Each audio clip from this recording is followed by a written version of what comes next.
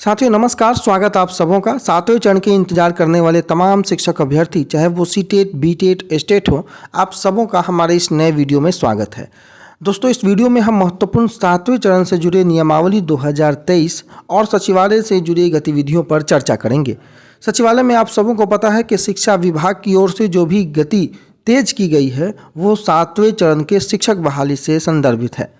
बिहार में नियमावली का आना प्रस्तावित है और 27 फ़रवरी जो कि बजट सत्र का शुभारंभ है, पूरी उम्मीद जताई जा रही है। तमाम सोर्सों ने जानकारी दी है कि इसके पहले नियमावली पटल पर होगी और आपके भी अगर कोई सूत्र है तो वो भी आपको जानकारी अवश्य देते होंगे नियमावली के संदर्भ में।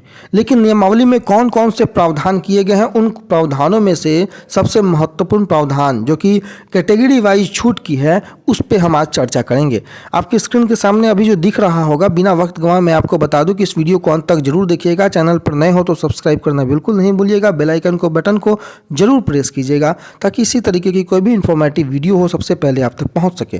दोस्तों, आपकी स्क्रीन के सामने ये जो विज्ञापन अभी दिख रहा है, ये एस्टेट 2022, यानी कि हालांकि इसको 23 आप बोल सकते हैं, लेकिन चूंकि केवल कॉमर्स विषय का है, एस्टेट 23 अभी होना बाकी है, इसलिए मैं इसको एस्टेट 2022 की संज्ञा दे रहा हूँ।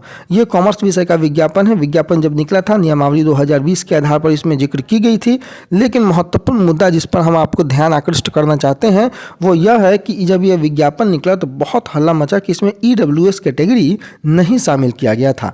जनरल था, शेड्यूल कास्ट था, शेड्यूल ट्राइब था, एक्सट्रीमली बैकवर्ड क्लास थे, बट ईडब्ल्यूएस जो कैटेगरी होती है, ईडब्ल्यूएस कैटेगरी को शामिल नहीं किया गया था। अभ्यर्थी खासे परेशान थे। नई नियमावली में भी जो प्रावधान किए गए हैं, कैटेगरी वाइज डिस्ट्रीब्यूशन जो किया गया है, उनके जो ईडब्ल्यूएस कैटेगरी को जो छूट नहीं दी गई है, उनमें हम आपको चर्चा करेंगे, उस पर हम आपको दिखाएंगे।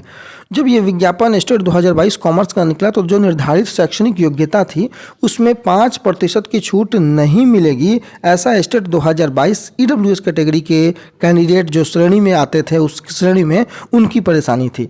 और अब जब मसला आगे बढ़ा तो बहुत इसमें विरोध भी हुआ। पोस्ट ग्रेजुएशन में 45 से 50% तक जो इन्होंने नंबर लाए थे वो अभ्यर्थी शिक्षक नहीं बन पाएंगे और एस्टेट के दोनों विज्ञापन से ईडब्ल्यूएस छात्रों की योग्यता में छूट की बात जो थी वो गायब हो गई थी। मसला तूल पकड़ता गया। एस्टेट 2022 की परीक्षा में कैंडिडेट जो कॉमर्स विषय के थे, उनकी मांग थी कि जो तत्काल ईडब्ल्यूएस कैटेगरी चुनने का हक हो वो देना चाहिए।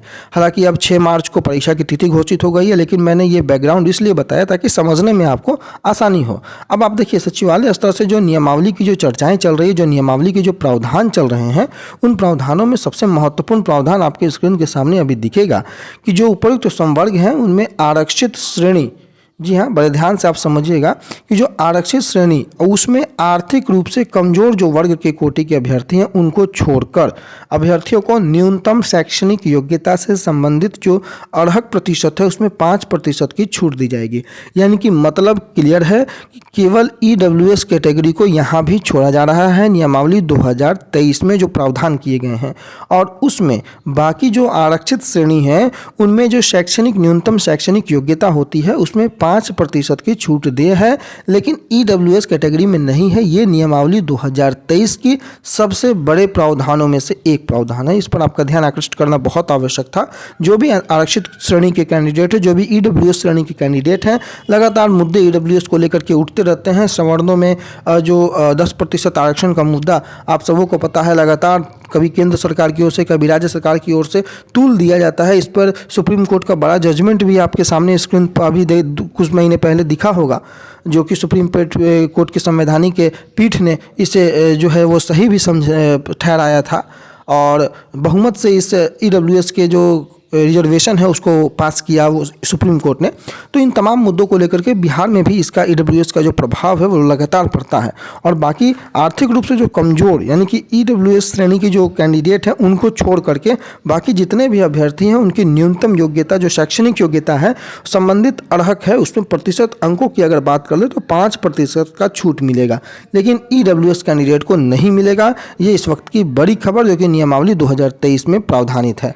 बाकी इसके क्या फ़ायदे हैं, इसके क्या नुकसान है, आपकी इस पर क्या राय है, आप इस पे सहमत हैं, आप इससे असहमत हैं, आप अपनी राय कमेंट बॉक्स में दीजिएगा। लेकिन जो महत्वपूर्ण प्रावधान थे, जो सभी कैटेगरियों को जो छूट मिल रही है आरक्षित कैटेगरियों को, बट ईडब्ल्यूएस को नहीं मिल रही है, इस पर भी आपकी क्या राय है आप ज़रूर कमेंट बॉक्स में दें, और जो भी जेन्युइन राय होगी उस जेन्युइन राय को लेकर के हम आगे की ओर भी आपको रूबरू कराते रहेंगे, खबरों से बताते रहेंगे जो भी महत्वपूर्ण अपडेट्स हैं उनसे, और नियमावली 2023 में अन्य जो प्रावधान किए गए हैं आने वाली वीडियो में हम उस पर भी खुलकर चर्चा करेंगे।